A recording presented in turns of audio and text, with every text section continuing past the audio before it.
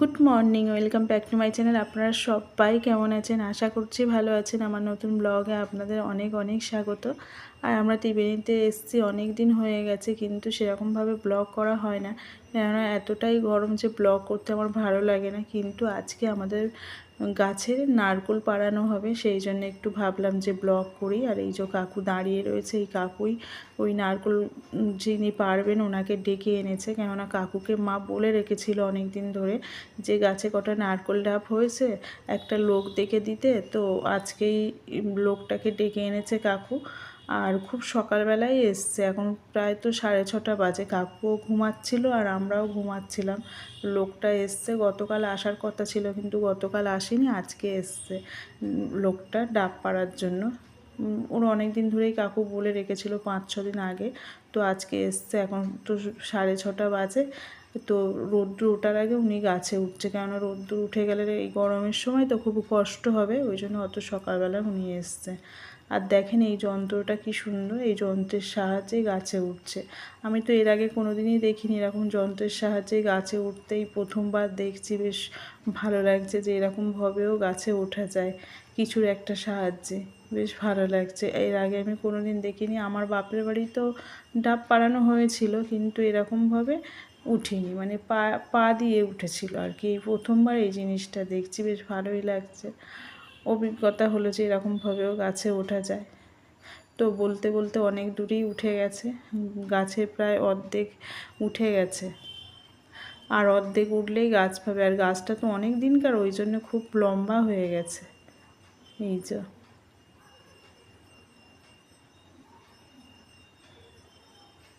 তো গাছে উঠে গেছে অনেকটাই, মানে এবারে গাছের মাথাতে উঠে এবারে নারকোল ডাব যা আছে সব পারবে। বেশ ভালো লাগছে, বাড়ির নারকোল আর ডাব খাবো।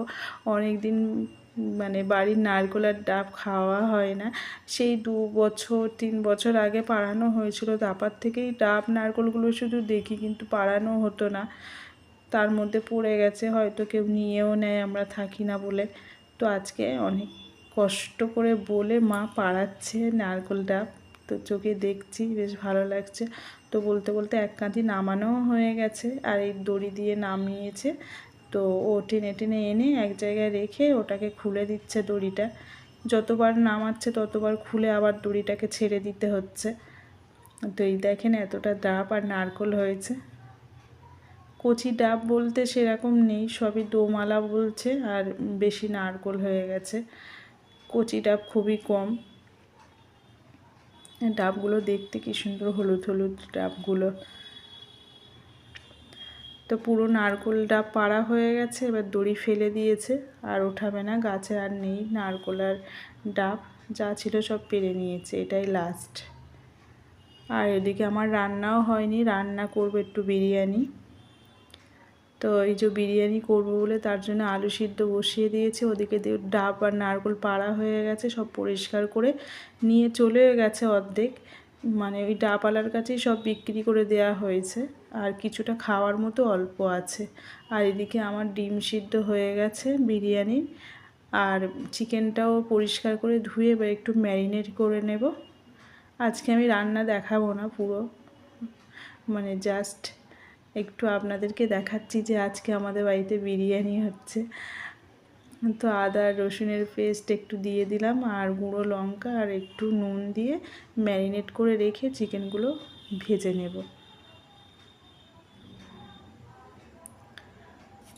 তো চিকেনগুলো আমার ম্যারিনেট করা হয়ে গেছে। ইন্ডাকশানে বিরিয়ানি করতে ভীষণই অসুবিধা হয়, কেননা ভাপ তো দেয়া যায় না, মানে যে ডাইরেক্ট আগুনের তাত ওটা তো বিরিয়ানির মধ্যে দিতে হয়, কিন্তু সেটা ইন্ডাকশানে দিলে তো পুড়ে যাবে তলাতে, ওই জন্য ভাপে দেয়া যায় না। মানে একটা ডেচকির ওপরে গরম জল করে তার উপরে আমি বিরিয়ানির কড়া বা ডেচকি যেটা হোক বসিয়ে দিই। আর এদিকে আমার চিকেনটাও রান্না হয়ে এসছে, ভেজে তারপরে রান্না করলাম। তো রান্নাটা হয়ে গেছে চিকেন, আর এবারে বিরিয়ানির ভাতটাও হয়ে গেছে। তো এবারে একটা ডেচকি জল দিয়েছি, এই যে বিরিয়ানি আমি দমে বসানোর জন্য রেডি হয়ে গেছে। এই যে জল ফুটছে, এর ওপরে বিরিয়ানিটা এবার বসিয়ে ভাপে দেব। তো ইন্ডাকশানে এইভাবেই ভাপে বসাতে হয়, কিছু করার নেই। তলাতে ডেচকিতে জল গরম হচ্ছে আর উপরে বিরিয়ানির ডেচকিটা বসিয়ে দিলাম। এবারে ভাপ আধ ঘন্টা মতো হলে হয়ে যাবে। আমাদের বিরিয়ানি হয়ে গেছে। এই যে বিরিয়ানি খাওয়া বলে স্যালাড কেটেছি, ডিম রয়েছে আর এই শসা। আর বিরিয়ানিটা কেমন হয়েছে সেটা দেখাচ্ছি। দেখা বিরিয়ানিটা এখানে মানে অন্য কড়াতে করেছি, ননস্টিকের করে এটাতে ট্রান্সফার করে নিয়েছি। তো একটু যেহেতু এটা ঝাঁকানো হয়েছে বলে ওই জন্য একটু কেমন একটু লাগছে, ঝরঝরে ভাবটা নেই। মাংসগুলো দেখাবে। হ্যাঁ, তুমি এত ঝাঁকিয়েছো যে দেখো ঝরঝরে ভাতগুলো কেমন হয়ে গেছে। এত ঝাঁকাই কেউ?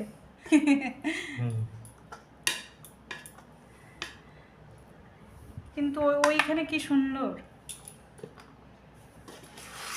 এত মা এত ঝাঁকিয়েছে। সে ঠিক আছে, তাও খাসা হবে।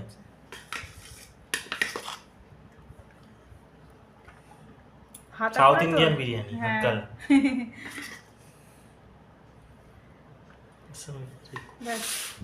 বন্ধ করি। হ্যাঁ, দুপুরে খাওয়ার পরে এই বিরিয়ানিটা ছিল, রাতে এখন গরম করছি খাওয়ার জন্য। এখন রাত 9:30 মতো বাজে আর একটু মাইক্রোওভেনে গরম করব। তো আপনাদেরকে দেখাচ্ছি যে বিরিয়ানিটা আমার কত সুন্দর হয়েছিল। মানে ইন্ডাকশানে তো আগুনের তাতটা পায় না, একটা ভাপে বসিয়েছিলাম জলের মধ্যে, তাতেই দেখেন কত সুন্দর বিরিয়ানি হয়েছে।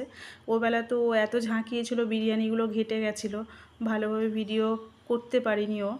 তো দেখানোর জন্য এবেলা একটু মানে রাতেরবেলা একটু ভিডিও করছি যে দেখেন বিরিয়ানিটা কত সুন্দর হয়েছিল, ঝরঝরে পুরো পরিষ্কার বিরিয়ানি। তো গুড নাইট, টাটা, আপনারা সবাই ভালো থাকবেন। আগামীকাল আবার দেখা হচ্ছে আপনার।